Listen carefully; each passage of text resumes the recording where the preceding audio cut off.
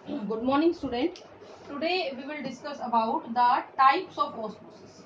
Yesterday we were discussed about the process of osmosis. Osmosis होता क्या है?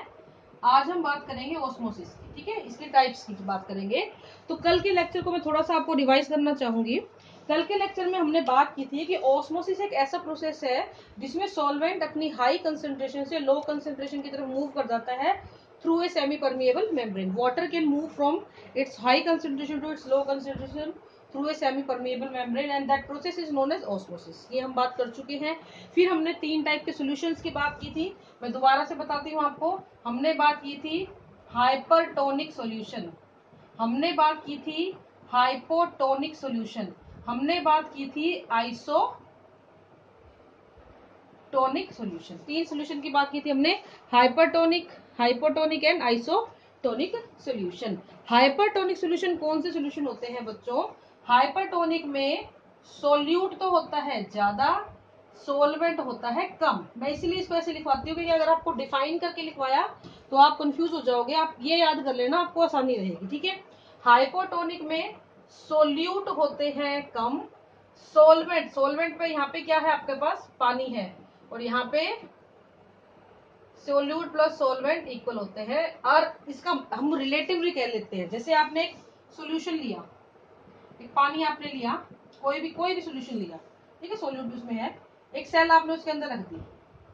तो अगर तो इस सेल के कंपैरिजन में बाहर के पानी में सोल्यूट ज्यादा है तो कैसा हो जाएगा सोल्यूशन बाहर वाला? हाइपरटोनिक। किसके कंपैरिजन में? सेल के कंपैरिजन में। हम सेल से कंपेयर करेंगे।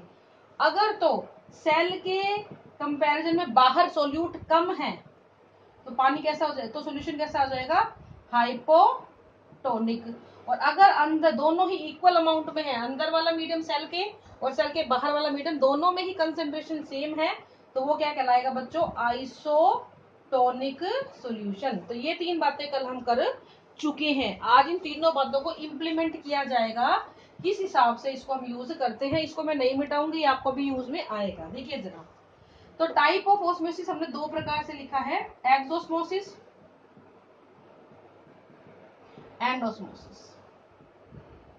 दो प्रकार का होता है osmosis, exosmosis and endosmosis. Exosmosis क्या होता है? एक्स का मतलब होता है बाहर और एंडो का मतलब होता है अंदर। ये हिंदी में मैंने इसलिए लिखा है so that you can learn easily. अगर किसी सॉल्यूशन के अंदर मैंने एक सेल को प्लेस किया और मैंने ये बोला कि वो सॉल्यूशन हाइपरटोनिक था, इसका मतलब क्या हुआ? बाहर सोल्यूट है ज्यादा। हाइपरटोनिक का मतलब क्या? ये देखो, सोल्यूट ज्यादा, इसका मतलब क्या? बाहर के मीडियम में सेल के मुकाबले सोलवेंट हो जाएगा बेटा कम, ठीक है। तो ये कैसा सोल्यूशन हमने लिया था? हाइपरटोनिक।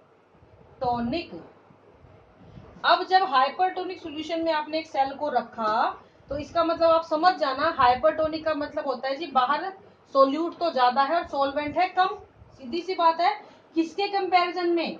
इस सेल के कंपैरिजन में। तो इसका मतलब क्या हुआ? अब जो पानी है यहाँ पे हो जाएगा कंपैरेटिवली ज्यादा, सोलवेंट सेल के अंदर, ए मतलब सेल का मैंने मीडियम लिख दिया तो इसको हटा देते हैं। सेल के अंदर सोलवेंट है ज्यादा और सेल के बाहर का जो ये मीडियम है इसमें सोलवेंट है कम। तो आप मुझे बताइए मूवमेंट किस तरफ होगा? सेल से बाहर की तरफ, क्योंकि मैंने कल ही आपको बताया था the solvent moves from its high concentration to its low concentration. Arrow आपको दिख रहे हैं, सेल के अंदर सोलवेंट ज्यादा है, सेल के बाहर कम है, तो सेल के अंदर का सारा पानी बाहर निकलना शुरू हो जाएगा। अब सेल क्या हो जाएगी बच्चों? क्योंकि सेल का सारा पानी बाहर निकल गया, सेल श्रिंक हो जाएगी, सिकुड़ जाएगी। और इसी प्रोसेस को हम लोग क्या बोलते हैं?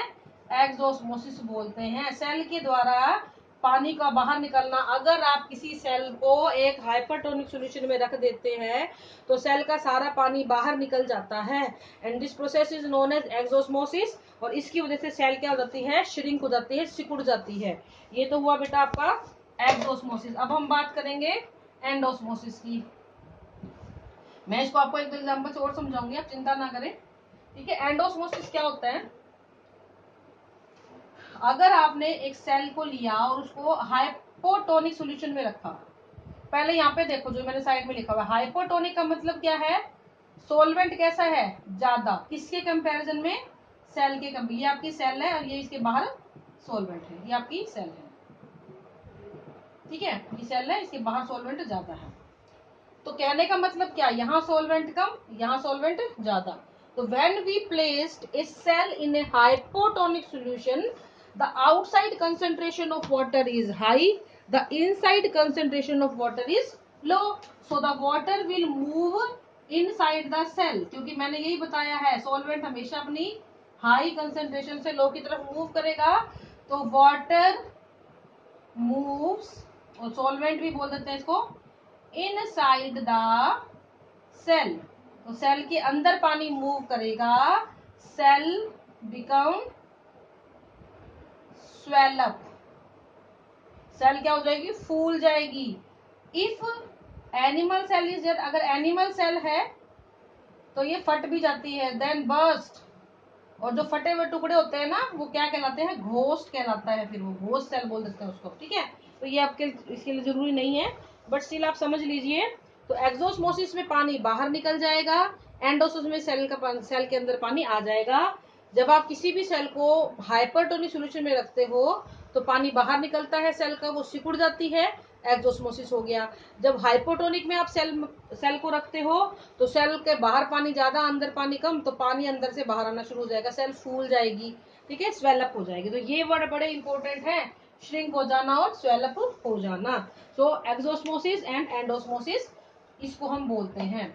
नेक्स्ट आया, अगर आप सेल को आइसोटोनिक में रखोगे तो कोई मूवमेंट ऑफ वाटर नहीं होगा, क्योंकि हमने बताया है सेल के अंदर और सेल के बाहर का मीडियम बिल्कुल सेम होता है, तो there is no net movement. तो आइसोटोनिक में there is no net movement, ठीक है। अब मैं इसको आपको और समझाती हूँ एक तरीके से। आपने एक जार लिया, उसके बीच में एक मेम्ब्रेन लगा दी,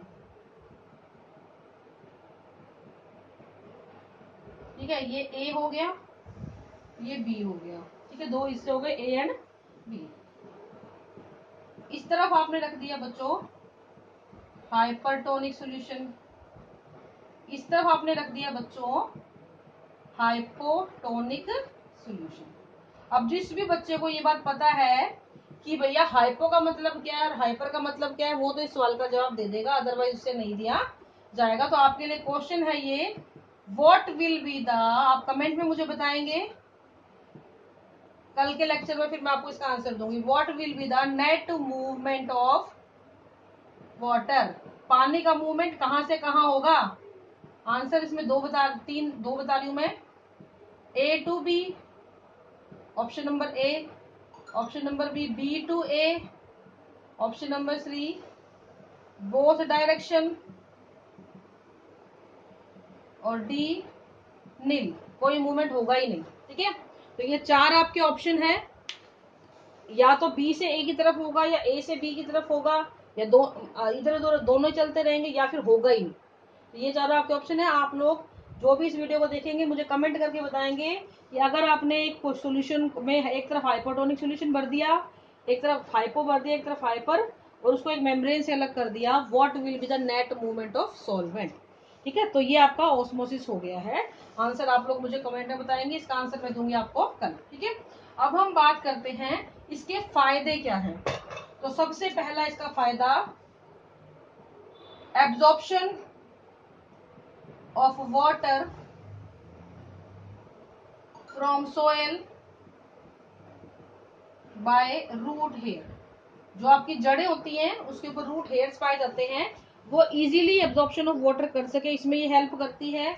दूसरा, opening and closing of stomata, stomata को खुलने और बंद करने में हेल्प करती है। इसके अलावा growth of embryo during germination, जब सीड जर्मिनेट करता है ना तो तब ये हेल्प करती है। और चौथा,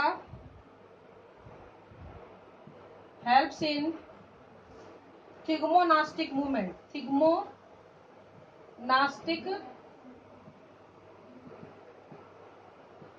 आपने छुई मुई देखी होगी ना, टिग्मोनास्टिक मूवमेंट बोलते हैं, टच करते ही वो सिकुड़ जाती है। तो मूवमेंट ऑफ जो लीफलेट इन माइमोसा पुडिका बोलते हैं इसको, माइमोसा पुडिका। ठीक है, इसके अंदर छुई मुई जिसको बोलते हैं ना, टच करती सिकुड़ जाती है, इन सब में वो हेल्प करती है। तो ये हो गया बेटा आपका ऑस्मोसिस, टाइप्स ऑफ ऑस्मोसिस और उसके सिग्निफिकेंस क्या है, बेनिफिट्स क्या है या सिग्निफिकेंस क्यों इतना जरूरी है, ये उसके बारे में ये सारी बातें यहाँ पर की गई है। ठीक है, तो कल हम बात करेंगे बल्क ट्रांसपोर्ट और एक्टिव ट्रांसपोर्ट की। आंसर जरूर देना कमेंट सेक्शन में, और वीडियो को बेटा अच्छी लगे तो लाइक भी किया करो। Thank you and have a nice day.